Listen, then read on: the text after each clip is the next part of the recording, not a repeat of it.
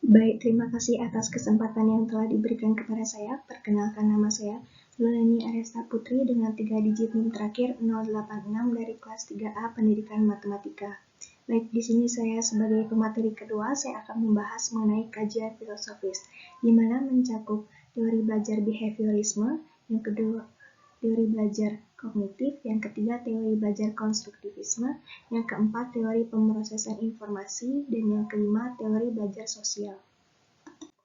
Baik, yang pertama teori belajar behaviorisme, di mana teori belajar behaviorisme adalah adanya perubahan yang diharapkan atau respons melalui pemberian stimulus atau dengan simpelnya perubahan tingkah laku akibat interaksi stimulus-respon.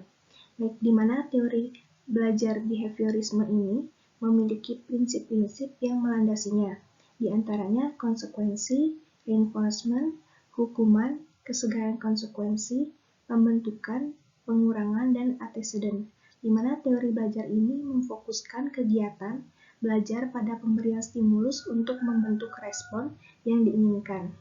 Maka dapat disimpulkan bahwa model pembelajaran learning cycle 5E dan 7E sesuai dengan teori belajar ini.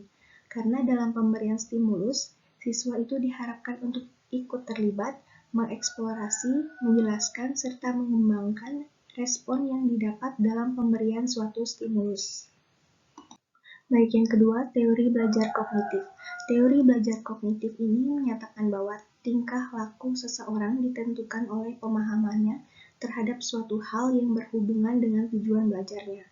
Teori ini sangat menekankan kepada proses, di mana teori belajar kognitif menurut John Piaget mengemukakan bahwa perkembangan kognitif adalah proses genetik yang didasari oleh mekanisme biologis perkembangan sistem syaraf.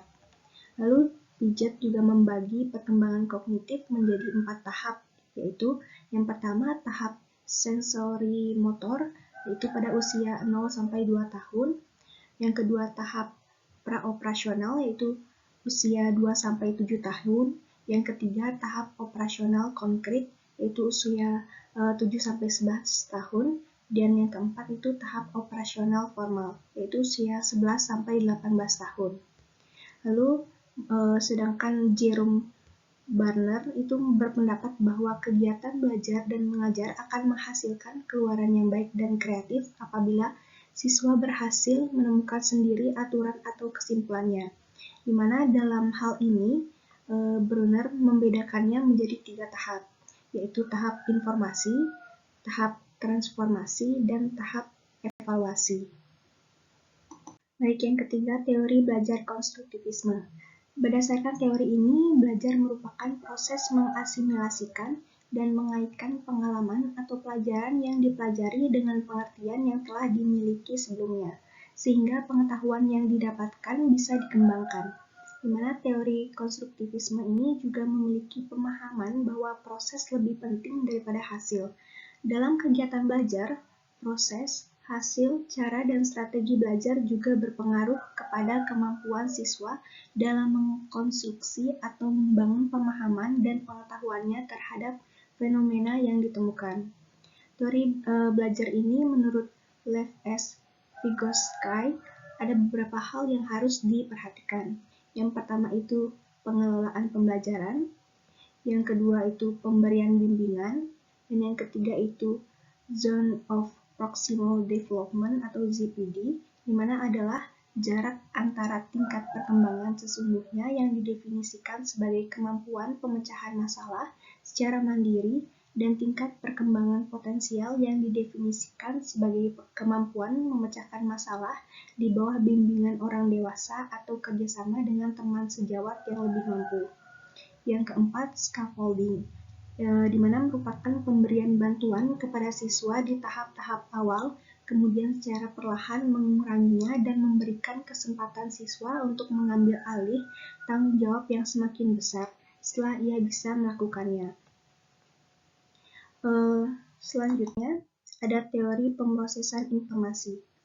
Dalam teori pemrosesan informasi, terdapat persepsi, pengodean, dan penyimpanan di dalam memori jangka panjang. Teori ini mengajarkan siswa siasat untuk memecahkan suatu masalah.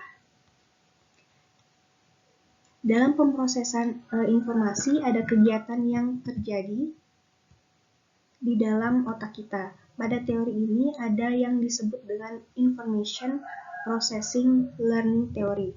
Dari teori tersebut terdapat 3 model pemrosesan informasi. Yang pertama itu memori indawi atau sensory memory atau MI. Pada memori ini, informasi akan tersimpan dalam ingatan ini tidak lebih dari 1 detik, di mana ingatan ini akan hilang lagi tanpa disadari dan akan diganti dengan informasi lainnya. Yang kedua itu ada memori jangka panjang atau short term atau working memory atau MJPD, di mana adalah setiap ingatan indrawi yang stimulusnya mendapat perhatian dari seseorang, di mana memori ini dapat bertahan lebih lama, yakni sekitar 20 detik. Yang ketiga ada memori jangka panjang, di mana merupakan informasi yang sering didengar dan berulang sehingga informasi ini sulit untuk hilang. Lalu selanjutnya ada teori baja sosial.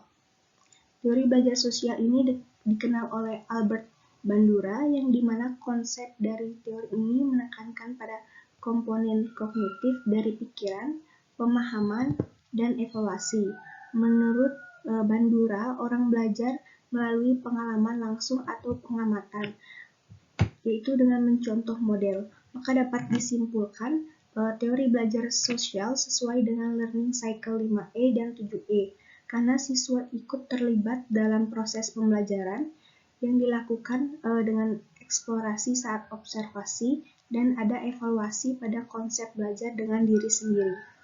Mungkin sekian yang dapat saya sampaikan, mungkin akan dilanjutkan oleh teman saya. Terima kasih.